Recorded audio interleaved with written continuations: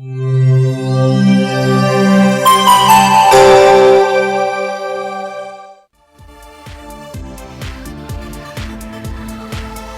everybody, I'm Chris Lethem here with The Economy and You at Think Tech Hawaii, and today we're going to be talking about the new Verge conference that's just happening right now. And we have a couple of guests here to talk about energy, alternative energy. Our guests today include Craig from Ingersoll. Welcome to the show, Paul. Thank you. And Paul Orem from PhotonWorks. Thank you for coming on the show today. Good to be here. Yeah. So we're going to talk a little bit about some of the issues around energy that's going on, especially when we talk about renewable energy, because one of the things that you mentioned to me the other day is there is now a mandate that Hawaii, over some period of time, move to 2045. 2045, that Hawaii moved to a 100% renewable energy platform. That's correct. That's a big undertaking. It is. Yeah. But very doable. Okay. Very doable. Yep. Doable. Okay. Well, so what's going on with this Verge conference? What is this about, and what are they talking about over there? Well, several industry experts in renewable energy and energy efficiency power production are at the conference. Government, military, state legislatures, Hawaiian Electric is there. Several vendors that have technological solutions to renewable energy are Now, there's a sharing lot of ideas at the conference. Yeah. So there's a lot of overlap with the folks that are there? Absolutely. Yeah. Both with, those that need the renewable energies and those that are vendors of it. So. Oh, okay. Now, what is your interest in renewable energy with PhotonWorks? What do you folks? Oh, we're a design build electrical contractor. We do solar, general contracting, and really we focus on renewable energy as we're passionate about sustainability and what we do. Okay. Yeah. So now, so I would imagine that you folks are interested in what's going on over at the conference as well. Absolutely. I haven't made it down there yet, but I basically am involved in it on a day-to-day basis. Okay. Interesting. So now, when we look at some of the options that are available, for consumers. We've seen a lot of companies out there doing solar. I think solar was initially more about heating water, a couple of decades ago, and then it's moved into photovoltaics. And now we're talking about being able to take that energy and store that energy into different types of platforms, whether it be batteries or other mechanisms that store potential energy. Correct, like hydrogen, compressed air, pumped hydro. Yeah. So are these different solutions being vetted out in a way that we as consumers can go, okay, we can identify which is going to be the best solution for us? They're definitely being discussed, and through the state and our federal government, several research projects have been funded here in Hawaii, and ongoing funding for them through the Hawaii Natural Energy Initiative. Okay. Now, what are your thoughts about, your opinions about where we should be heading here in Hawaii? Like, what's the first next best step in terms of meeting renewable energy goals? No, I think we need to get a battery storage solution figured out, and we're in process of doing that. There's products coming to market. Driving the price down is one of the major hurdles in adoption, right? Just like solar in 2008, basically solar panels plummeted in price, from $3 a watt down to where they're at like 70 cents a watt now. So I think we're going to see that same trend. Now, are we actually still able to build these platforms in the United States, or are they all coming out of China and other places like that? There's some manufacturing in the U.S., but a lot of it is the big players. That we feel comfortable working with, guys like Panasonic and LG, Sony, that have a reliable product. So the Japanese, the Koreans, the Chinese are producing a lot of this technology today? And I believe Honda just partnered with Tesla to build a huge lithium-ion battery factory right now in Nevada, too. Well, Tesla's been talking about it. Our folks from our friends from Tesla have been chatting about this for a while, and it seems pretty cool. I mean, they talk about this being a turning point technology for us, that we can pivot and really change the way that we manage produce and distribute energy. So is this something that is going to be viable in the next 5 years? Are we going to be able to actually implement these platforms in the short term? I think in the next 1 year, we'll be ready to go. Really? Yeah. Oh. Yeah. Now, are we going to have legislative challenges? Are there things that we need to do legislatively to affect this? In other words, get some maybe old regulations pushed aside? Because, we're just layered with regulations, especially here in Hawaii. Are there things that we need to do legislatively in order to make this happen for us? I think it's more on the utility side. They need to accept it rather than the legislative side. There's tax credits available, not so much on the residential, because you hit a certain level with PV and you've basically exhausted a residential tax credit. So there needs to be some incentive for battery storage, which is where the state wants to go. Okay. Yeah. Okay.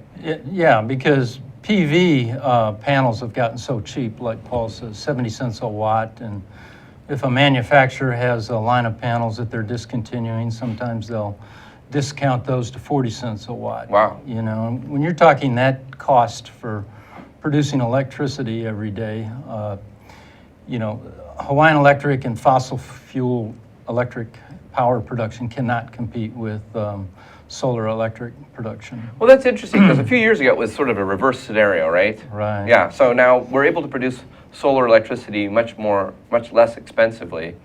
Now, what does that do to the business model for somebody like HECO? Does that cause a lot of gyrations for them? Because they're essentially doing both. They're doing power production and power distribution. Isn't that about right? Yeah. Okay. So how does that impact them? Are they going to be amenable to this? Is there a way for them to benefit in this process? I just feel that they're going to have to downsize because their majority revenue has come from power production and not power distribution. So, now, will they be and that has adopting- been from fossil fuel. Okay. Now, will they be adopting this battery technology? Will they be putting it in place, or will they have a monopoly? Will they continue their monopoly on this and be the sole entity that's putting out these battery systems and then charging us as consumers for that? Or will there actually be competition in the marketplace for this? I think there's competition among ourselves as contractors vying for that business. HECO's not in the business of, they need to upgrade their grid. They need to focus on that and let the market come and put together some solutions. And they'll evaluate those solutions based on what they feel is in the best interest of the customers. But I think it's not going to be them putting the batteries in. They'll put an RFP out, and companies will respond with the best solution. I think the best solution is going to win. But will they have control over that? I guess Absolutely. They're going to have total control They're always gonna over have the control. placement of batteries within the system. Within the distribution Distribution, circuits. Yeah, most yeah. likely at the substation is where they'll place those battery banks. Okay. Now, what does that do for us as consumers? So is that a benefit to us, or is that a benefit to shareholders primarily? Who wins in this sort of... Hopefully the PUC ensures that it's a benefit to both the utility customer and the utility. But, the rate structure determines that. So. Okay, so now are we going to see an increase in rates in order to implement this technology? Is that going to be... It seems like every time something Hawaiian happens, Electric- there's a reason to raise the rates on us. Hawaiian Electric will push for a temporary rate increase to facilitate that. And as we all know, then they don't like to back down from that. So, because what Once- becomes temporary often sort of permeates, into Exactly. a long-term cost increase. The consumer can put batteries in and, reap the benefits of stored energy created during the daytime and reap that during the nighttime hours, the early evening hours when most people use most of their electric power. Well, now, one of the things I would say is, as I understand it, electricity is cheaper at night than it is during the day. Or does that only apply to corporate or certain... You got it reversed. It's more expensive at night because that's our peak consumption on the island. At night? At night, right? From 6 to 9 o'clock is when everybody's home. Now, what about like midnight hours? And The drops utility- down. Yeah.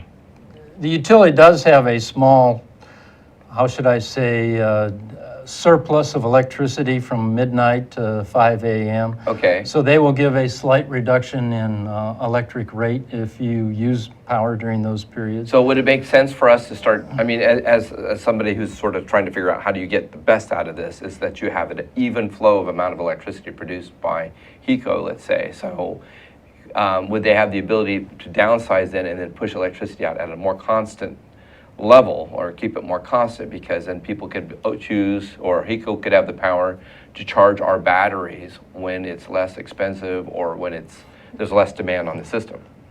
Well, if the consumer wanted to use HECO to charge their batteries, let's Right, say from right. between midnight and 5 a.m., they would have that option That's not the goal, though. The goal is to use renewable energy to charge. put it in the battery, and then reduce demand in the evening when it's when HECO has to ramp up every evening to supply the island's power. So take that abundant energy during the daytime, stick it in the battery, and then basically put it when we need it the most. I into don't the know. grid. This just doesn't sound like it's in HECO's best interest.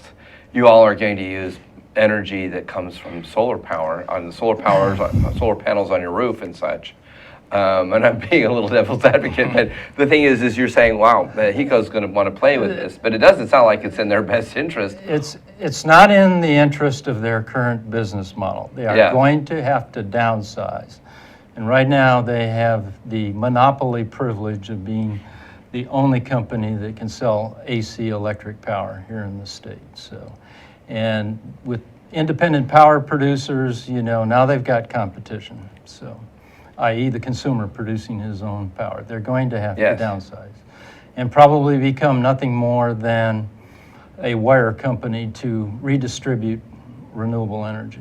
Well, what seems to me, what's happening is they sort of become the backup plan. In other words, Exactly. if your battery systems aren't giving you the amount of current that you need, what they're able to do then is, if more and more people are operating on these batteries. Now, but one of my questions, of course, is if you're using batteries have a lifespan, right? I mean, eventually they wear out. So you're going to have that as part of your expense of being a homeowner. If you have your own batteries, or if you share batteries with your neighbors in a subdivision, there's going to be an expense to replace those batteries as needed. I'm sure that's not cheap. It is getting cheaper every day, and battery technology is improving every day, just like cell phones have and PCs. And I expect in the next 5 years, batteries that last 10, 20 years, that have a 10 or 20-year warranty, will be 1/3 the cost they are today.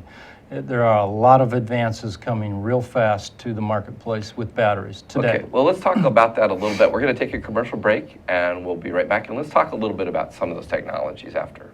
Okay? Hi, I'm Chris Lethem. This is The Economy and You here with Think Tech Hawaii, and we'll be right back in just 1 minute.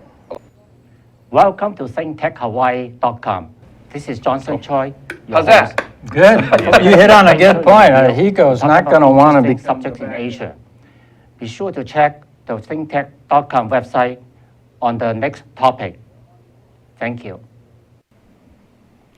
Aloha! I'm Chantel Seville, host of the Savvy Chick Show on Think Tech Hawaii, and I'm going on tour. I'm taking you around the world. We're going to Canada, and then we're going to, we're in America, then we're going to San Francisco. So keep staying tuned, 11 a.m. every Wednesday on the Savvy Chick Show. We'll see you next time. Aloha, this is Reg Baker with Business in Hawaii. We're a show that broadcasts every Thursday at 2 o'clock.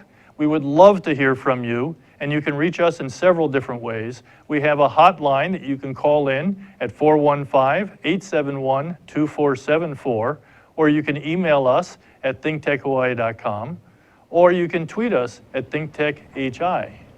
Looking forward to hearing from you and seeing you on our next show. Aloha. Hi, welcome back to The Economy and You with our special guests today, Craig and Paul Orem, both engineers, electrical engineers, and we're discussing some of the interesting issues around renewable technology and what Hawaii is going to have to consider, what HECO is going to have to consider in the future as it comes to power distribution and power production, I guess is the right word to use. So when you talk about technologies, and I'm a computer geek, and I guess I'm a sort of a technology geek in general. So one of the things that interests me is some of the sort of weird and wonderful things that we're doing with new technologies.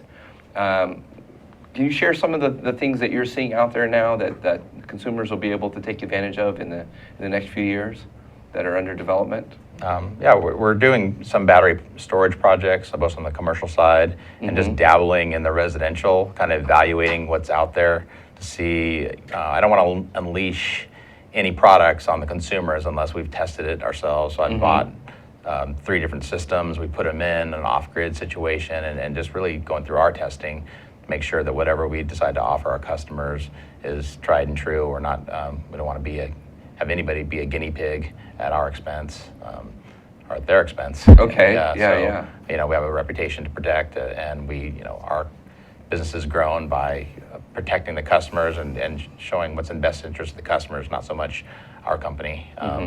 And so we're evaluating those products. We're putting in some nice larger projects to see what they do. So are you stress testing them? Is that sort of what you're Well, doing? just- Is sort of just finding just- out what they'll take and what they won't, you know? We're right How at the you punish beginning. them? Yeah, I mean, it's like pulling teeth trying to get these projects approved through HECO to have any battery connected in parallel. So trying to jump through those hoops has been a challenge, and we've gotten through a few Is that of them. because they're trying to safeguard their system from anything that's going on there? Or I what do you think, are some of the challenges with? Level of protection, just wanting to understand what the technology is, making sure there's no adverse effects on the grid. Not so much that they don't want to see it, you know, because that's what they've been mandated to do. So it's just a matter of making sure that they're doing the same thing. They're protecting their customers, you know, from having a reliable grid. They want to have power. You want it when you need it, not maybe it works. Well, you've right? been working with different types of technologies. Now you're working with solar technology. Have you been working with anything like wind or any of the other sort of energy producing technologies? We've done a little bit of wind, but it's, you know, unless you're doing large scale wind, it's not, in my opinion, not very viable. You know, nobody wants to see a bunch of little small wind turbines on somebody's house. They're noisy. There's a lot of issues with that. A little hard on the birds, you know. I mean, I'm for whatever works. Although I'm not too concerned about the pigeons getting Right. bumped off, you know. You know. Actually, these small wind generators are not hard on the birds. The birds hear them and see them spinning, and they avoid them.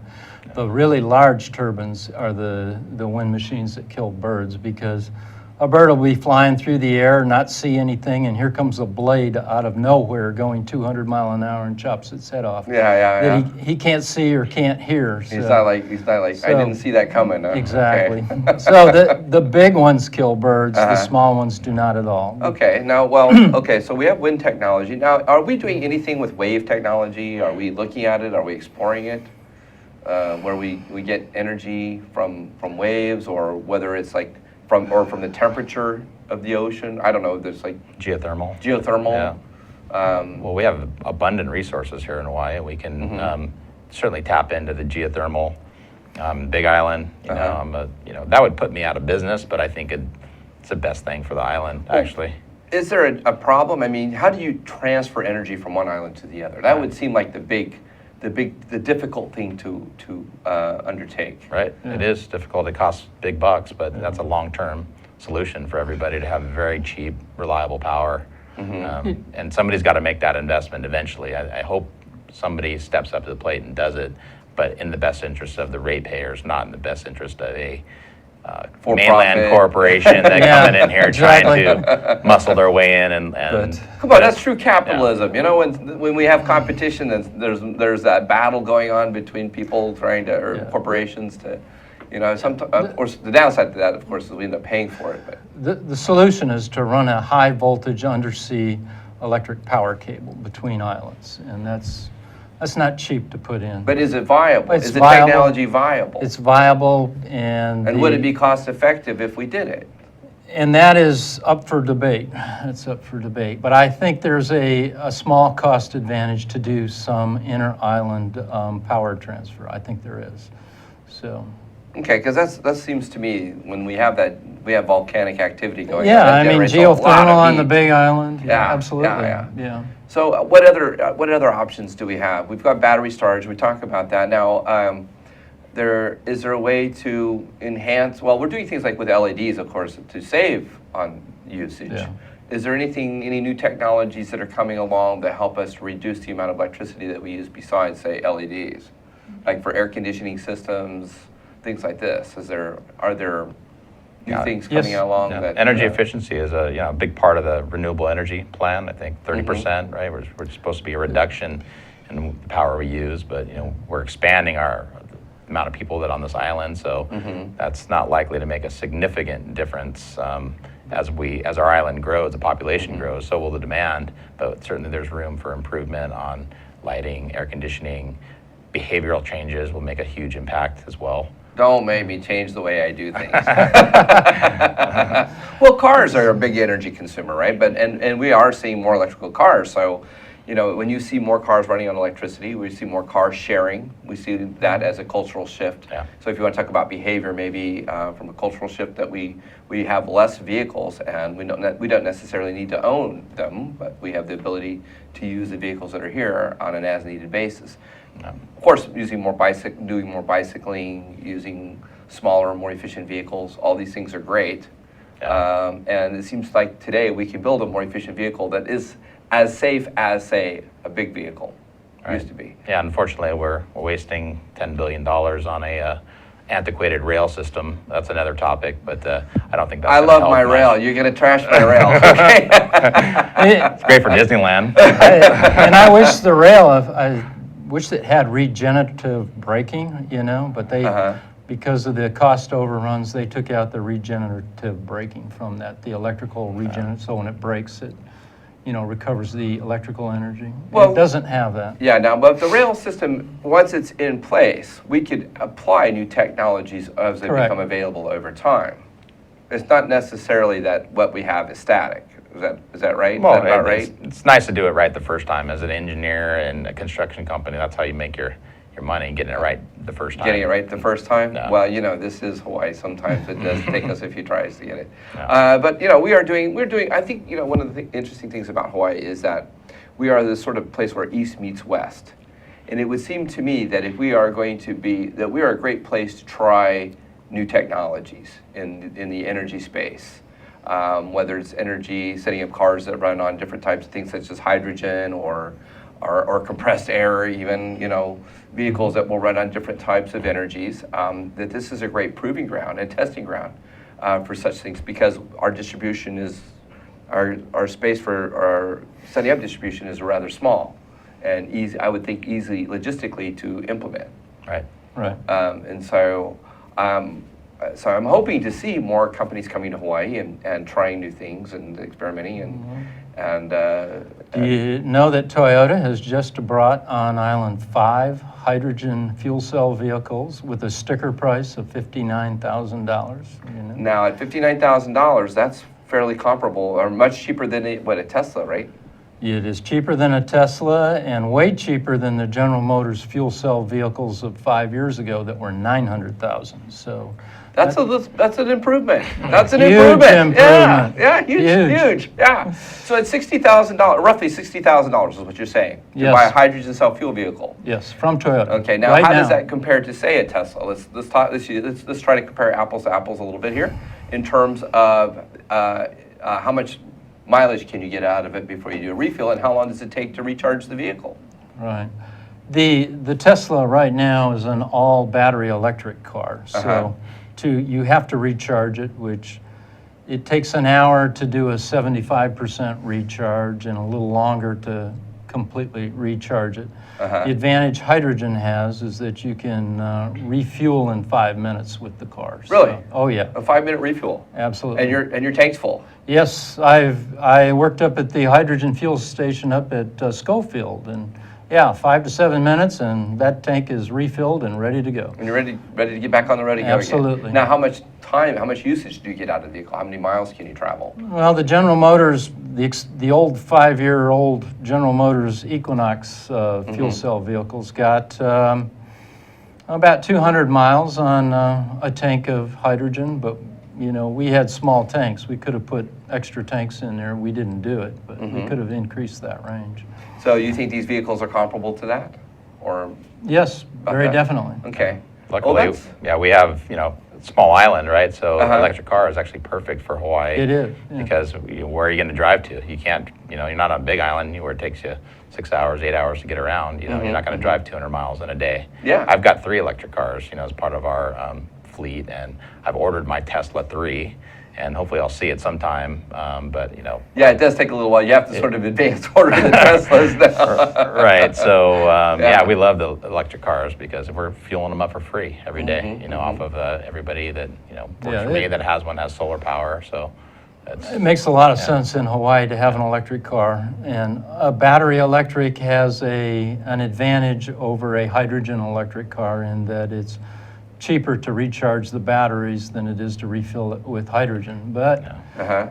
there I think- is time involved in recharging the batteries. Is there? That's Well, the that- downside. that's the downside. about 4 hours. Yeah. Is that right? Okay. Well, the thing is when it's more convenient for us to use other sources of electricity and power, I think people's behavior change. I think people generally operate in their own best interest. Sure. And I think as we improve these technologies and develop more viable technologies than what we have today, our default behaviors will change accordingly. So it's exciting to see these changes, and I really want to thank you both for coming on the show today. Any last thoughts before we finish up today's show about technology? I would say contact our state representatives, both the House and the Senate representatives, and tell them that you would like to see a battery tax credit and a battery rebate credit for renewable energy systems, and that would greatly accelerate the use of renewable energy here in Hawaii and help For the us- consumer, Yeah, for the and individual. to meet the 2045 mandate. Okay. In fact, if we had that in place, I think within 10 years we could be 90% renewable in Hawaii. About 90%. Wow, that Yeah, would be yeah. way ahead of Yeah. our original goal of 2045. That actually, to me, seems a little pessimistic. And how about you? I would just Craig? say that I would like to see Hawaii and the people of Hawaii decoupled from HECO and have a public utility. I think that's in the best interest of all the ratepayers, not another company coming in to solve our problems. We need to collectively solve our problems, our energy issues here together as a state, not depending on somebody else. So Okay. yeah, I'd like to Very see good, the monopoly very good. ousted. Okay. Well, thank you both, gentlemen, for being here on Think Tech Hawaii. I'm Chris Lethem. This is The Economy and You. Thanks for watching our show, and we'll see you again next week. Aloha.